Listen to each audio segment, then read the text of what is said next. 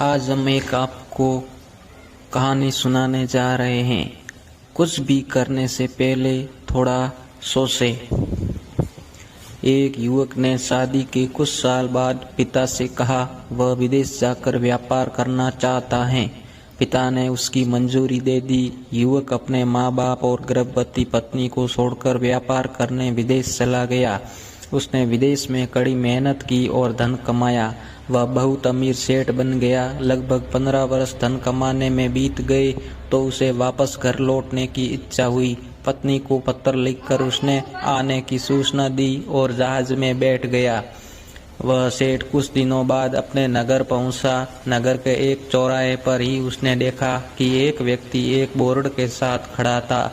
उस बोर्ड पर उसने लिख रखा था बेशकीमती ज्ञान के सूत्र। सेठ ने उस व्यक्ति के पास जाकर पता किया तो उसने बताया कि मैं बेशकीमती ज्ञान के सूत्र बेच रहा हूँ। तो सेठ बोला ठीक है, एक सूत्र मुझे भी दे दो।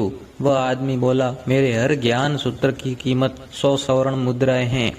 सेठ को यह सौदा महंगा तो लगा, लेकिन उसने एक ज्ञान सूत्र खरीद लिया। उस व्यक्ति ने सेठ को ज्ञान का सूत्र दिया, कोई भी कार्य करने से पहले 2 मिनट रुक कर सोच लेना।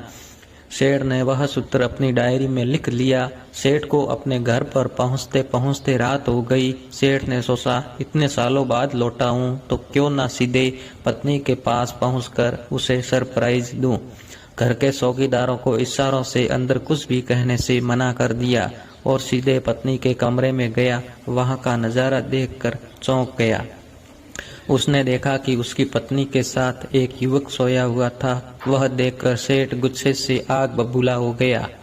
वह सोचने लगा कि मैं परदेश में उसकी चिंता करता रहा और यह यहाँ अन्य पुरुष के साथ सो रही हैं। आज मैं इन दोनों को जिंदा नहीं छोड़ूंगा। वह गुस्से से अपनी तलवार निकालकर दोनों पर वार करने ही जा रहा था कि इतने में उसे 100 स्वर्ण मुद्राओं के बदले जो ज्ञान सूत्र खरीदा था उसकी याद आ गई। कुछ भी कार्य करने से पहले 2 मिनट सोच ले। वह 2 मिनट सोचने के लिए रुका। उसने तलवार वापस पीछे हटाई, लेकिन किसी बर्तन से टकरा गई। बर्तन के गिरने की आवाज से पत्नी की नींद खुल गई। आंख खोलते ही उसने अपने सामने पति को देखा तो बहुत खुश हो गई और बोली आपके बिना जीवन बहुत सूना था। इंतजार में इतने वर्ष कैसे निकले यह मैं नहीं जानती हूँ। पत्नी ने इतना बोलकर पास सोए हुए युवक को उठाते हुए बोली बेटा उठ जा, तेरे पिताजी आए हैं। युवक उठकर जैसे ही पिता को प्रणाम करने झुका तो माथे की पगड़ी सेठ के पैरों में गिर गई। उसके लंबे लंबे बाल बिखर गए। सेठ की पत्नी ने कहा यह आपकी बेटी है, इसके सम्मान को कोई आँच न आए, इसलिए मैंने इसे बचपन से ही पुत्र के समान पालन पोषण और संस्कार दिए हैं। यह सुनकर सेठ की आंखों से आंसू की धारा बह निकली। उसने पत्नी और बेटी को गले लगा लिया और सोचने लगा यदि आज मैंने उस ज्ञान सूत्र पर अमल नहीं किया होता तो मैं आवेश में आकर कितना अनर्थ हो जाता।